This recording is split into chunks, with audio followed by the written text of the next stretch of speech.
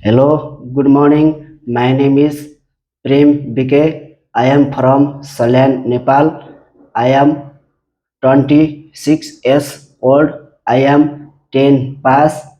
I have 6 member my family. I have 2 years of work experience factory work in Nepal. Thank you.